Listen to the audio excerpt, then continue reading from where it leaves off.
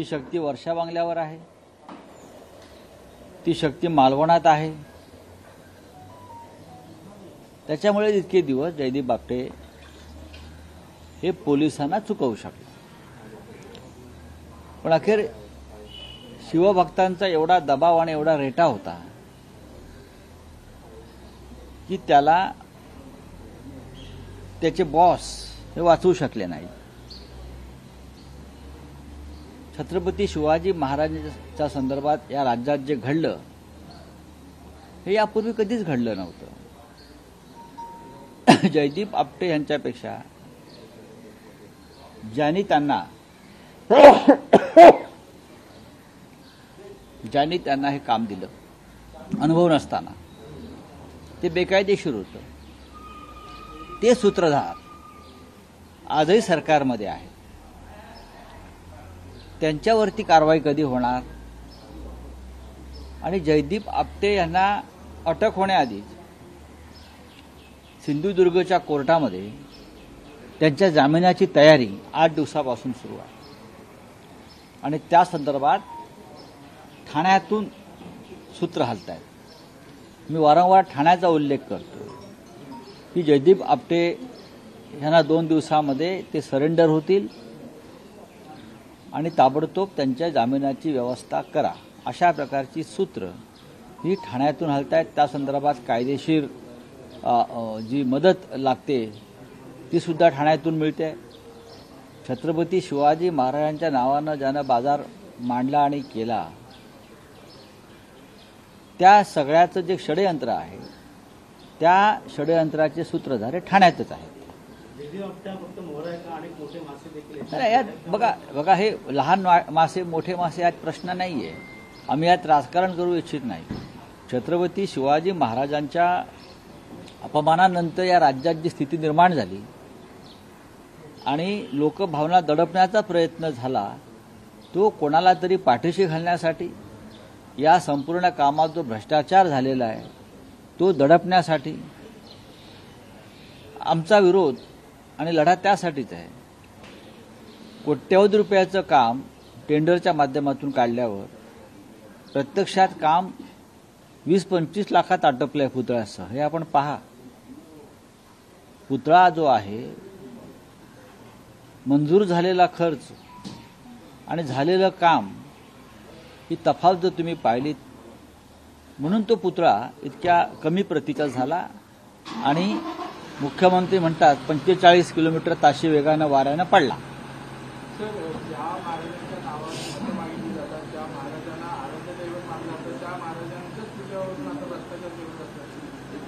या राज्यामध्ये कशातही भ्रष्टाचार होऊ शकतो.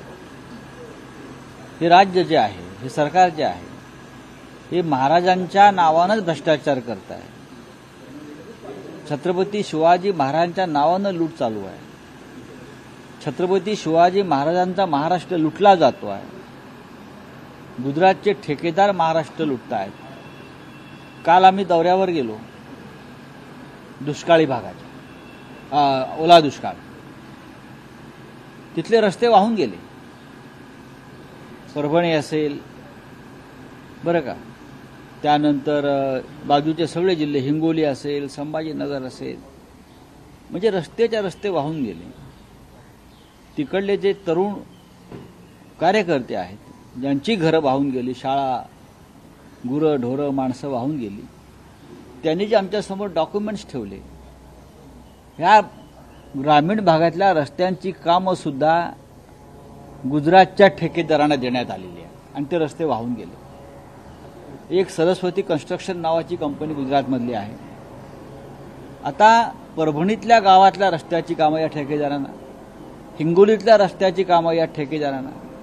का महाराष्ट्रात मुलं नाही आहेत, तरुण मुलं नाही आहेत, इंजिनियर्स नाही आहेत जे काम करू शकतील? काल माननीय आदित्य ठाकरे, विरोधी पक्षनेते अंबादास दानवे आणि मी स्वतः आमचे अनेक पदाधिकारी आम्ही फिरत होतो. अवस्था अत्यंत गंभीर आहे दुष्काळाची. सर्व काय वाहून गेलेलं आहे. अजून सरकारने पंचनामा केलेला नाही आहे. दुर्दैव असं आहे, हे रस्ते गुजराती ठेकेदारांनी केलेले ग्रामीण भागातले वाहून गेले. गुजराती आहे, मी परत म्हणतो आहे, तुम्ही तपास करू शकता. आणि आदित्य ठाकरे यांचा दौरा जाहीर झाल्यावर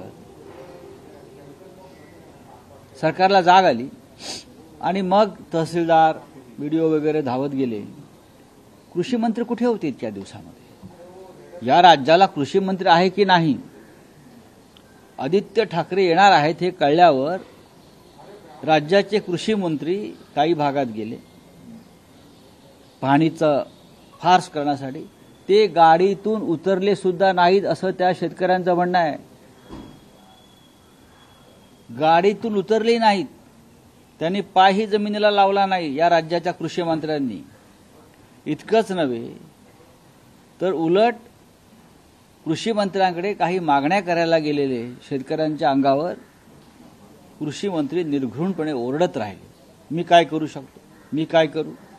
आता मी तुमच्या शेतामध्ये येऊन काम करू काय? मी हे करू का? कृषी मंत्री शुद्धीत आहेत का या राज्याचे?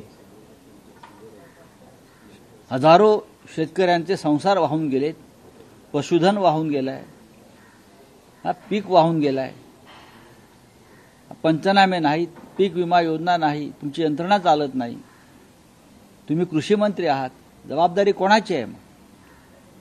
या सगळ्याचा पंचनामा काल आदित्य ठाकरे यांच्या नेतृत्वाखालच्या आमच्या शिष्टमंडळानं केलेला आहे. जे लोकांना भेटले, लोकांचं समजून घेतलं.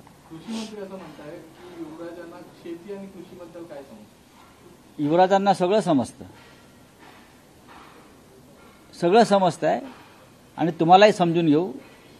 शेतकऱ्यांच्या संदर्भात काल तुम्ही जी वागणूक जी केलेली आहे मराठवाड्यामध्ये, शेतकरी विसरणार नाही आणि तुम्हाला शेतीतलं किती कळत आहे हे पुढल्या काही काळात कळेलच. गडचिरोली जिल्ह्यामध्ये 2 चिमुकल्या मुलांचा मृतदेह घेऊन आई वडील 15 किलोमीटर पायपीट करत होते आणि याच जिल्ह्याचे गेल्या त्या पालकमंत्री या जिल्ह्याचे सन्माननीय तुमचे विद्यमान मुख्यमंत्री आहेत आणि त्यांनी अभिमानानं मी गडचिरोली जिल्ह्याचा कायापालट करीन वगैरे सांगून तो जिल्हा घेतला.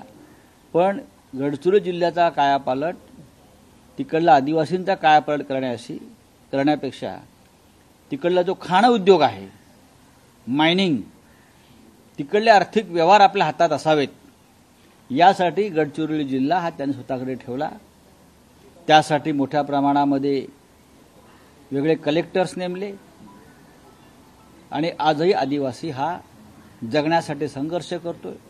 आरोग्य व्यवस्था नाही, रस्ते नाहीत, शाळा नाहीत आणि जे आपण म्हणताय की मृतदेह खांद्यावर टाकून किंवा चिमुकल्यांचे किंवा आजारी गर्भवतींना खांद्यावर टाकून डोलीत टाकून आजही तिथे त्यांना प्रवास करावा लागतो. इतकंच कशाला मुख्यमंत्र्यांच्या जिल्ह्यामध्ये सुद्धा आदिवासी भागामध्ये हेच चित्र आहे. सर, एसटीचा संप अखेर टळलाय. त्यांना 1,500 दिलेले मानधन, एकीकडे लाडकी बहीण असेल, वयोवृद्धांना हा 1,500 आता त्यांनी फिक्स केला की काय? नाही बघा, असं आहे की हे सरकार जे आहे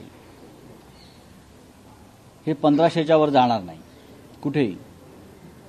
स्वतः 15,000 कोटी रुपये ठेवतील, पण बहिणींना 1500, कर्मचाऱ्यांना 1500, त्यांचं 1500 लिमिट आहे. त्यांचा एक पेक 1500चा आहे सगळ्यांचा, बरं का? ते त्यांनी ते लिमिट ठेवलेलं आहे, त्याच्यावर त्यांची नशा जात नाही. बरं, अनेक जण जे कोर्टात गेले योजना बंद पडण्यासाठी असं देखील मुख्यमंत्री म्हणतात. कोणीही आमच्यापैकी कोर्टात गेलेलं नाही.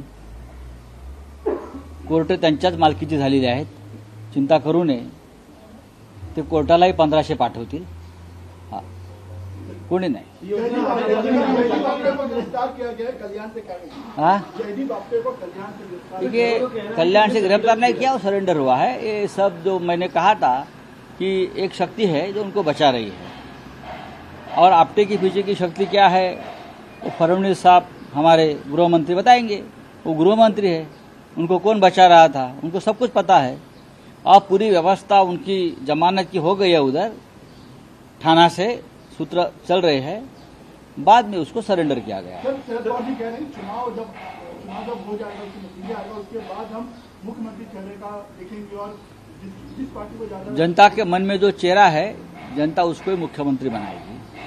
बात ऐसी है, पवार साहब की बात 100% ठीक है. 3 पार्टी की सरकार है, महाविकास आघाड़ी है. कौन कितनी सीटें जीतता है बाद में तय किया जाएगा. लेकिन हमको बहुमत मिल रहा है महाविकास विकास आघाड़ी को, और हमारा सबसे पहला काम है ये भ्रष्ट सरकार को हटाना। हम मुख्यमंत्री के बारे में कभी भी चर्चा कर सकते हैं।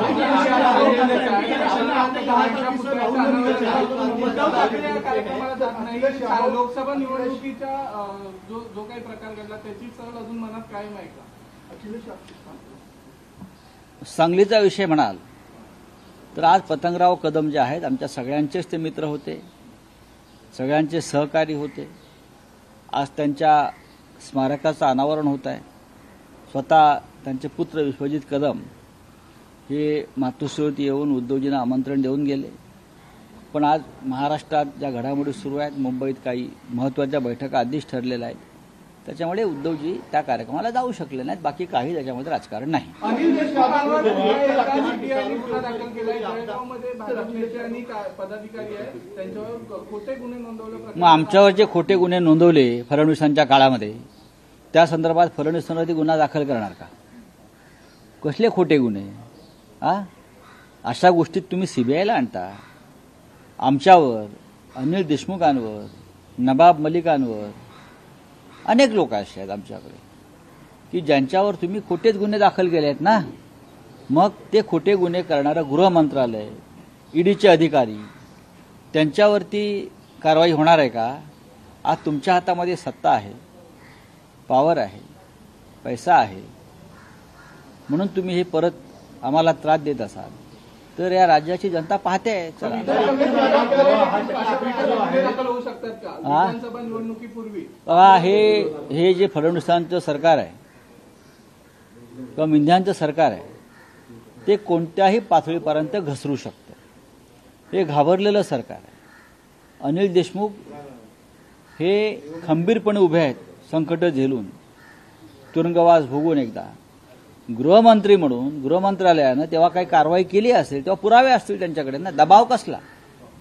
हे जे कोणी अधिकारी सांगतायत माझ्यावर दबाव होता, हे निवडणुकीच्या तोंडावर ते सांगतायत, याचा अर्थ त्यांच्यावरती आता कोणाचा दबाव आहे हे पाहावं लागेल। चला, थँक्यू।